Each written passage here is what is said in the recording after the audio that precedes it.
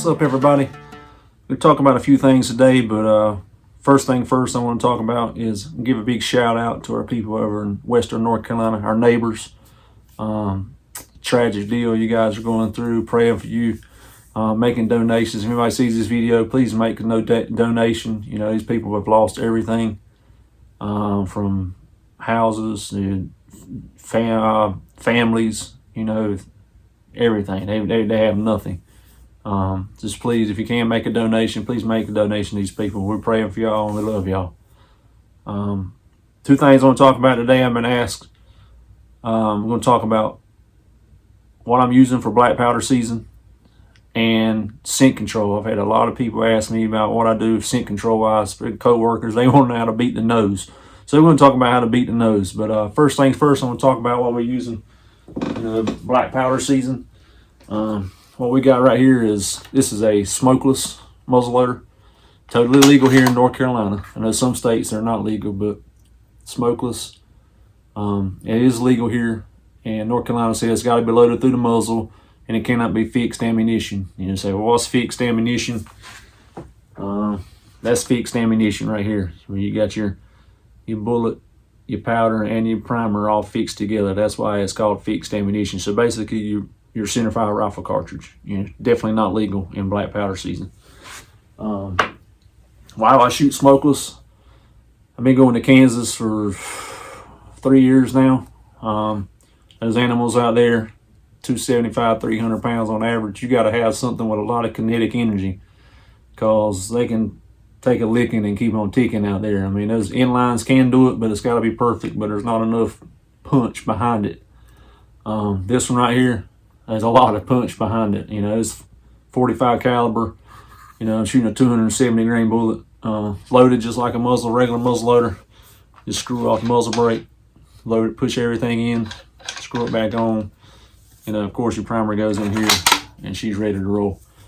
Got the Night Force scope on it.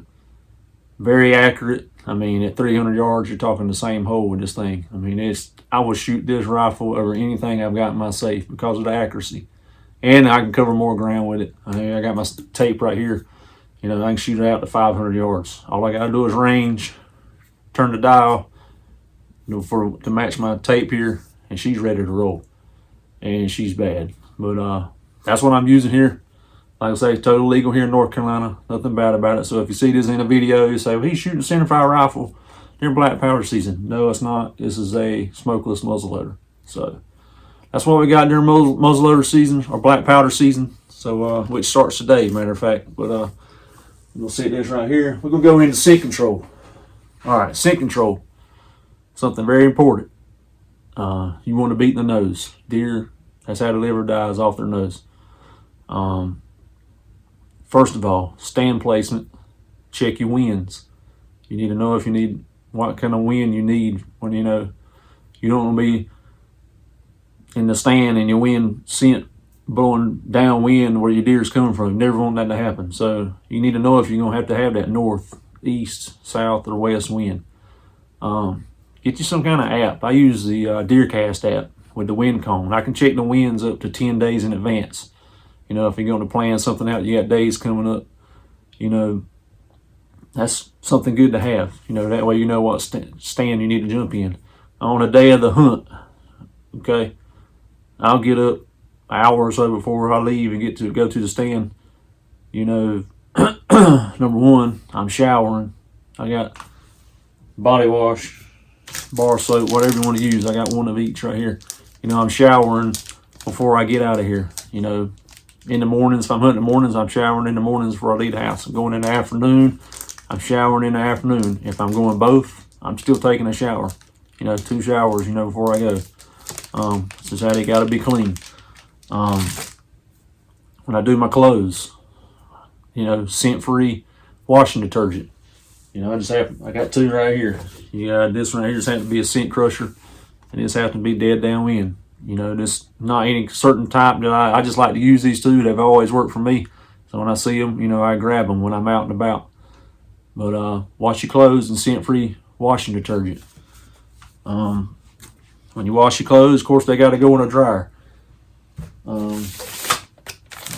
scent-free dryer sheets. These are dead downwind again. I just happened to grab these because it's got 30 sheets in. They had the most in it. So I do a lot. Like I say, I wash my clothes every time whether I wear them 5 minutes or 5 hours. When I get them back, I'm leaving them by the washer. They're getting washed. They never get worn twice. If I'm hunting in the mornings and the afternoon, it's 2 different sets of clothes. So, make sure you got some scent-free dryer sheets. Also, if you don't want to use the dryer sheets, take them outside. If you want to, some people like to have them hang dried outside. I don't do that anymore, but you can hang them outside, let them air dry. That works too. Also, when I take them out of the dryer, I always wash my hands. I got some, body wash or hand wash, whatever. It's all right here. Shampoo, conditioner. If I keep some by the sink, I use it for soap to wash my hands. When I take my clothes out of the dryer, because I don't want any scent on them clothes that I may have gotten in my hands, like I'm doing. Like yesterday, I was changing the oils in my cars. If I had oil on my hands, then I go to the dryer and take my hunting clothes out of the dryer. Then you got oil on your clothes. So wash this before you take it out of the dryer. When I leave the dryer, I'm coming in this room I'm in right here. Got this closet behind me. It is a scent crusher closet. I hang them in that closet. I turn the machine. It's got a machine inside that kills all the bacteria that may cause smells inside the clothes. I let it run for at least probably 30 minutes. I'll just let it run a cycle. And it's closed up, zipped up. Then when I come in here and it's time for a hunt, I grab them out of here. I got a tote right here. It's actually a smaller one, but I got this is just a Plano tote, plastic tote. I put the clothes inside this tote. I got another machine right here. I turn it on and it's running on the way to wherever the location we're going. I got it in the vehicle and it's running until we get there. I do not put on any clothes until I get to my location. I'm out of the vehicle. Because there's smells inside your vehicle, in your seats, whatever, that you can't smell. It will get in your clothes and they will bust you on that. In winter time, when I have to layer up, I got extra layers of clothes in this closet behind me. I may put them on before I leave the house, but my outside layer does not go on until I'm at the stand location. So that's just how we do it. Then of course, when you leave in the vehicle, you're gonna spray down. I got this little spray bottle here. I like this one because it's like a mist. It's not really wasting any. It's just a mist. You can cover more with that. I just got little refill packs you get, but spray down real good before you leave the vehicle and you go ahead to your stand. That's just what I do. And it's very important, like I say, scent control. North Carolina's different. We don't have the wood lots for deer to stay in like you do in the Midwest. You got wood lots here and the wood lots down the road.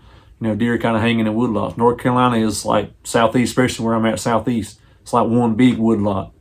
All they got to do is cross the highway and they're in another 1,000-acre wood lot. So here you get 2 to 3 days with a buck when they show up, especially the first 3 weeks of November when they show up. You'll see them on your camera, a couple afternoon, morning. You get about 3 days and that's it. Then they're gone again. I am confident in my scent control that during that time, if I have to jump in a stand with a bad wind, I will get in that stand with that bad wind because of everything I have going on here. And it has worked for me in the past, and it's worked already this year. But you got to beat their nose. You got to take every step possible to beat their nose. And that's just how I do it. See everything I did right there? If it helps you out, good. If you don't, I hope it did a little bit. Everything I got right here, say, well, I know how everything is and that stuff. You go to the store and it's so much. Hey, look, wait till the end of the year. When at the end of the year, people don't buy this stuff or maybe like the next January, February at the Walmart. When you go to the Walmart, some of this stuff's like $2, $3 a piece, and that's when I buy most of mine. So, don't have to jump on it now. Get you one or two just to make it through the season. Then at the end of the year, grab that stuff. When it's on sale, grab it. Then you have plenty for the next year. But that's pretty much it on scent control. I appreciate y'all sticking with us and watching the video. Anything else you'd like to see, let us know. Give us a comment. And we appreciate everybody that's watching. Like I said, this is Scotty again on Roar Outdoors, Roar 24.